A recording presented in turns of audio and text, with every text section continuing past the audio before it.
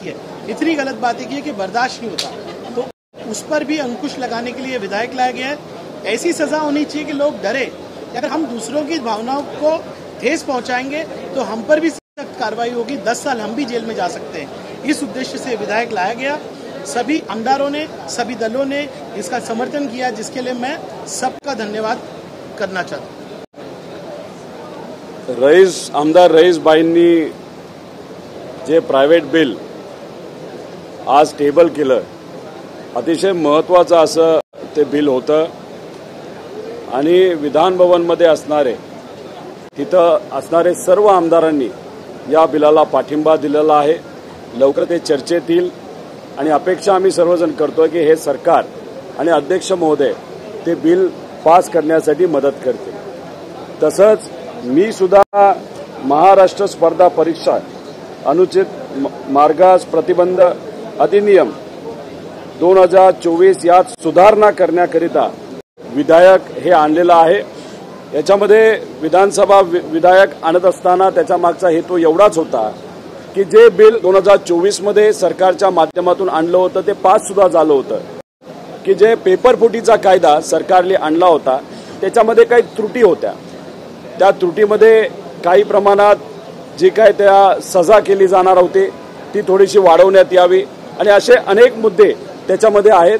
त्यामुळे पुढच्या आठवड्यात याच्यावर चर्चा होईल आणि हे स्पर्धा परीक्षा पेपरफुटीच्या कायद्याच्या बाबतीत जे विधायक आणलेले नाही तर ज्यात सुधारणा आम्ही सांगितलेल्या आहेत त्या नक्कीच सुधारणा येत्या काळामध्ये केल्या जातील आणि अध्यक्ष जे बिल आम्ही आणणार आहोत पुढच्या आठवड्यात ते मान्य करून आणि सर्व आमदार त्या गोष्टीला पाठिंबा देतील अशी अपेक्षा आणि असा विश्वास या ठिकाणी व्यक्त करतो।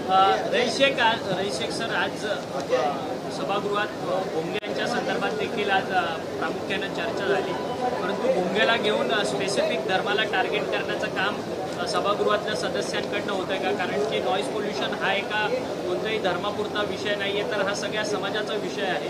आपण जिथे सभागृहात देखील भांडतो, एकमेकांबरोबर बोलतो, तरी ते देखील मोठ्या प्रमाणात नॉईज म्हणजे ध्वनी प्रदूषणाचा संपूर्ण प्रमाण असतं। काय सांगतो? सातत्याने काही ठराविक जे आमदार आहेत एका पक्षाचे, ते सभागृहाचा वापर करतात एका समाजाविरुद्ध आणि एकदम ओपनली बोलला तर मुस्लिम धर्माविरुद्ध किंवा मुस्लिम लोकांविरुद्ध, ते भोंगे असो किंवा धार्मिक स्थळ असो, त्याबद्दल वारंवार विषय काढतात। उद्देश काय आहे? महानगरपालिकाचे जे आता लोकल बॉडीजचे इलेक्शन महाराष्ट्रामध्ये होणार आहेत तिथे कुठे ना कुठे धर्मांमध्ये वाद लावण्यासाठी असे विधान ते करतात।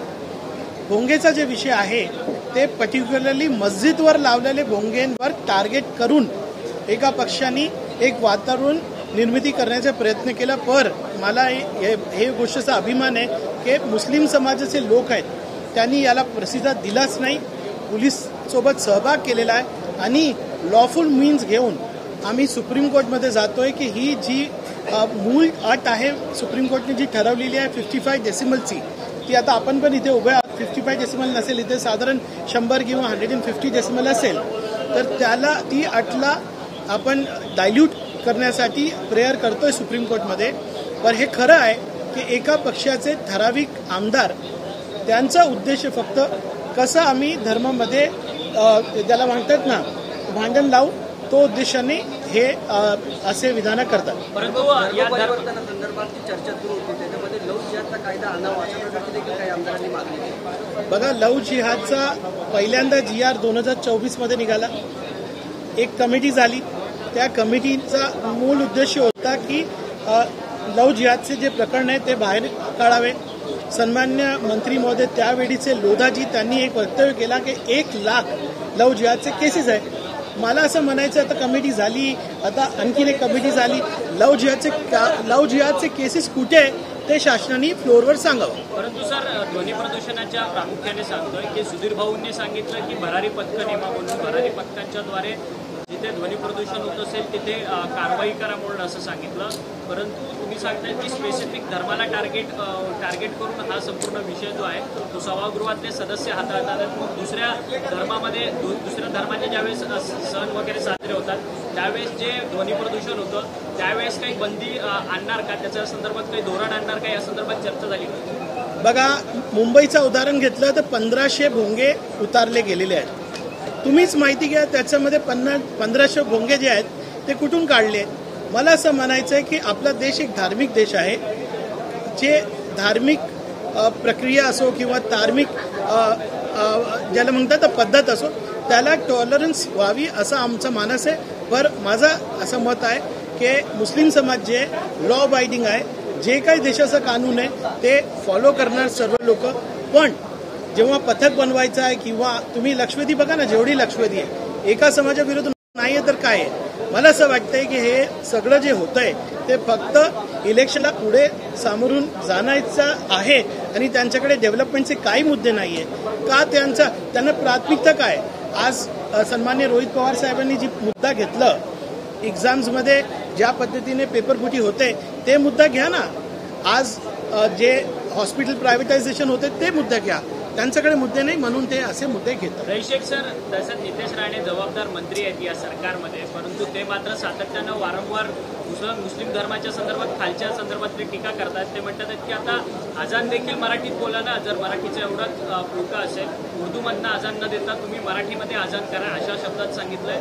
हिरवा साप देखील ते संबोधतात.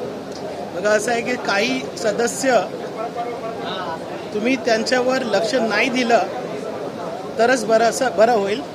त्यांच्या जे विधान आहे त्याला कमेंट करण्याची काही गरज नाही आहे. इथे देशामध्ये सर्वांना डेमोक्रेटिक राईट्स आहेत. त्या डेमोक्रेटिक राईटप्रमाणे लोक जगतात. याला फारशं तुम्हाला लक्ष द्यायची गरज नाही. रोहित दादा, संजय शिरसाट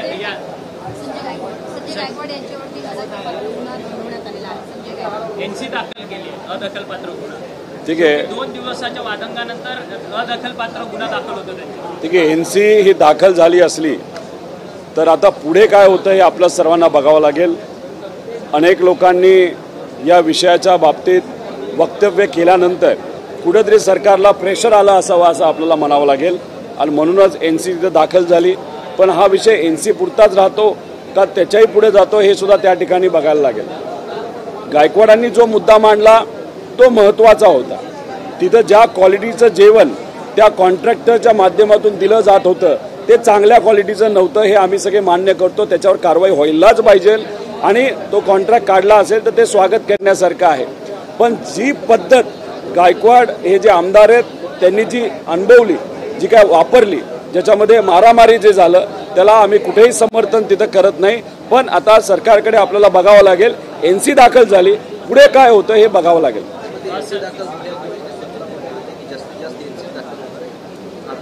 कारवाईला भीत नाही वगैरे असं ते म्हणतात. जसं मी काल बोललो की जे सत्तेत असणारे आमदार आहेत, जे कधीही काय बोलू शकतात, कोणालाही मारू शकतात, कुठलाही महान व्यक्ती महापुरुषाच्या बद्दल खालच्या लेवलला जाऊन बोलू शकतात, दुसऱ्या धर्माच्या बाबतीत, दुसऱ्या जाती धर्माच्या बाबतीत काही बोलू शकतात.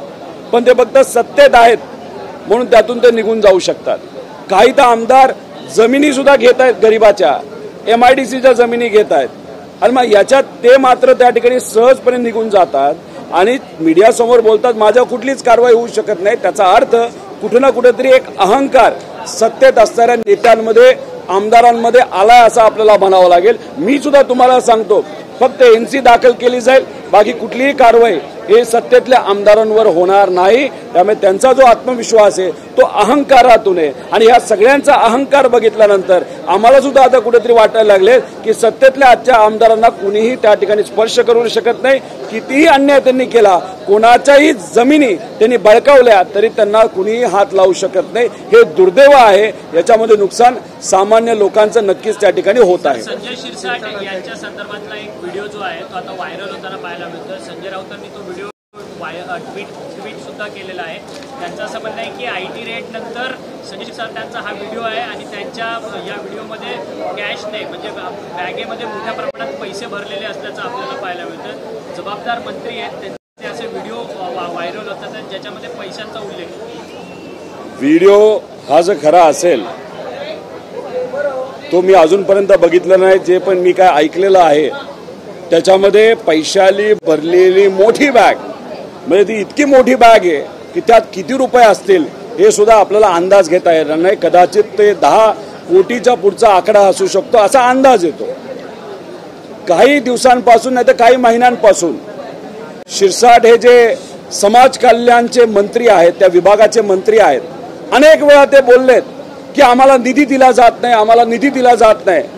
त्यांच्या डिपार्टमेंटला निधी दिला जात नाही, पण व्यक्तिगत लेवलला त्यांच्या रूममध्ये जो पैसा आपल्याला दिसतो, व्यक्तिगत लेवलला त्यांच्याकडे खूप मोठा निधी आहे हे कुठेतरी त्या ठिकाणी जाणवतं. आता आयटीची नोटीस त्यांना आली, एकनाथ शिंदे साहेबांच्या अजून इतर नेत्यांना कदाचित कुटुंबियांना सुद्धा आयटीची नोटीस आलेली आहे. आणि त्यानंतरच हा जो बॅग असेल नाही तो पैशाचा गठ्ठा तिथे एकत्रित केलाय, तो कशासाठी केलाय, का विल्हेवाट लावण्यासाठी केलाय हे आपल्याला बघावं लागेल. म्हणजे अतिशय हा व्हिडिओ खरा असेल आणि तो पैसा जर बघितला तर दुर्दैव आहे. काही दिवसांपूर्वी आपण बघितलं असेल अंदाज समिती धुळ्याला गेली होती, तिथे सुद्धा अशाच पद्धतीने 5 कोटी रुपये हे बॅगांमध्ये सापडले, ते जप्त सुद्धा करण्यात आले. आता अंदाज समितीचे अध्यक्ष कोण, कशा पद्धतीने हा पैसा आला, कुणी पाठवला, काय चाललंय या सरकारमध्ये. मंत्री महोदयांच्या घरी पैसा दिसतो, समितीचे प्रमुख असतील त्यांच्यासाठी पैसा पाठवला जातो. करप्शन आणि भ्रष्टाचाराच्या बाबतीत अनेक लोक त्या ठिकाणी बोलत आहेत. धनगर समाजाच्या मुला मुलींच्या भवितव्यासाठी जी योजना आणली गेली त्याच्यामध्ये सुद्धा यांनी भ्रष्टाचार केलाय. म्हणजे हे सरकार फक्त कॉन्ट्रॅक्टरचं सरकार आहे, पैसे खाण्यासाठी हे सगळे नेते आतुर असतात. अधिवेशनामध्ये आम्ही जेव्हा एखादा मुद्दा मांडतो ते ऐकण्यासाठी मंत्री सुद्धा तिथं बसत नाहीत, पण पैसा गोळा करण्यासाठी मात्र सगळे तिथं वाट बघून असतात असं आपल्याला म्हणावं लागेल. अतिशय दुर्दैव आहे. याच्यामध्ये सरकारने लक्ष घालावं, जी काय कारवाई करायची ती करावी असं मला वाटतं. फक्त एकच आहे, या सगळ्या गोष्टींकडे बघत असताना शिंदे साहेबांच्या नेत्यांच्या बाबतीतले व्हिडिओ बाहेर येतात, त्यांच्यावर कारवाई केली जाते, इन्कम टॅक्सच्या नोटिसेस त्यांना तिथं दिल्या जातात. अहो भाजपचे पण आमदार आणि काही नेते हे भ्रष्ट आहेत ना. तसंच अजितदादांच्या पक्षामध्ये सुद्धा काही सगळेच स्वच्छ असं नाही, त्यांना नोटिसेस येत नाहीत. एकनाथ शिंदे साहेबांच्या नेत्यांना नोटिसेस येतात. याच्यामध्ये काय काळं बेर आहे हे आपल्याला नक्कीच बघावं लागेल. का एकनाथ शिंदे साहेबांची ताकद ही मुद्दामून भाजपकडनं कमी केली जाते का? आणि त्याच्याच बरोबर आता मुंबईचं इलेक्शन आहे, त्याच्यामध्ये वाटाघाटी योग्य पद्धतीने व्हाव्यात आणि कुठेतरी एकनाथ शिंदे साहेबांना एका कोपऱ्यात नेऊन बघ तुझ्या आता इन्कम टॅक्सची नोटीस आलेली ती आम्ही मागे घेतो पण जागा कमी घे, असं कुठेतरी वाटाघाटी होत आहेत का, अशी चर्चा आता लोकांमध्ये सुरू झालेली आहे. संजय शिरसाट मंत्री आहेत, हा व्हिडिओ असा समाज माध्यमावर प्रसार माध्यमावर फिरताना दिसतो. मुख्यमंत्र्यांनी यामध्ये पुढे येऊन चौकशीचे आदेश द्यायला पाहिजेत का? कारण सरकारचं कुठेतरी जो नाव आहे ते खराब होतं आपल्या पाहिजे. हे बघा, SIT वगैरे फॉर्म करून काय होणार नाही. एक तर तो व्हिडिओ आहे, तो व्हिडिओ खरा आहे असं लोकांचं मत आहे. पैसा आपल्याला दिसतोय. आता तुम्ही जर इन्कम टॅक्स नाहीतर या देशाच्या लॉ प्रमाणे आपण जर बघितलं 2 लाखापेक्षा जास्त पैसा हा त्या ठिकाणी तुम्हाला कॅशमध्ये ठेवता येत नाही आणि तुमच्या बरोबर तुमच्या अंगावर 20,000 रुपयेपेक्षा जास्त तिथं ठेवता येत नाही. आता तिथं जर आपण बघितला तर करोडो रुपये त्या बॅगामध्ये आपल्याला दिसतात. आता याच्यामध्ये इन्कम टॅक्स काय करते हे बघावं लागेल, शासन या बाबतीत काय करतं हे बघावं लागेल, कुठल्या कुठल्या कलमाच्या अंतर्गत तुम्ही कारवाई करणार. आणि समाज कल्याण खातं अतिशय महत्वाचं, म्हणजे सामान्य लोक गरीब लोक त्याच्यामध्ये असतात जे अनेक विकासापासून वंचित राहतात. त्या खात्याच्या मंत्र्यांकडे करोडो रुपयाची बॅग असेल तर मग खात्यामध्ये लोकांचं हित बघितलं जातंय का स्वहित मंत्र्यांचं हित बघितलं जातंय हे बघावं लागेल. पण मुख्यमंत्री साहेबांना मी विनंती करतो, होम मिनिस्टर तुम्ही आहात, याच्यावर कारवाई झालीच पाहिजे आणि SIT वगैरे करून टाइमपास मात्र केला नाही पाहिजे. SIT खूप झाल्या, त्याच्यावर कुठेही आदेश काढले जात नाही, त्याच्यावर कुठेही इन्व्हेस्टिगेशन होत नाही, फक्त टाइमपास केला जातो. कारवाई असेल तर समोरासमोर कारवाई करून दाखवावी अशी विनंती आणि आव्हान मी मुख्यमंत्री साहेबांना आणि होम मिनिस्टर साहेबांना त्या ठिकाणी करतो. एक संजय के बाद अब दूसरे संजय का कारनामा सामने आया है, क्या लगता है ये जानबूझकर किया जा रहा है क्योंकि निशाने पर शिंदे साहब? देखो, 2 विषय यहाँ पे है. जानबूझ के किया जा रहा है वो तो दिख ही रहा है, पर लेकिन वहां पे जो वीडियो अपन ने देखा तो वीडियो में जो बैग है, बैग के अंदर जो पैसा है वो पैसे का कैलकुलेशन अगर मोटा मोटी किया तो 10 करोड़ के आगे का वैल्यूएशन हो सकता है उसमें।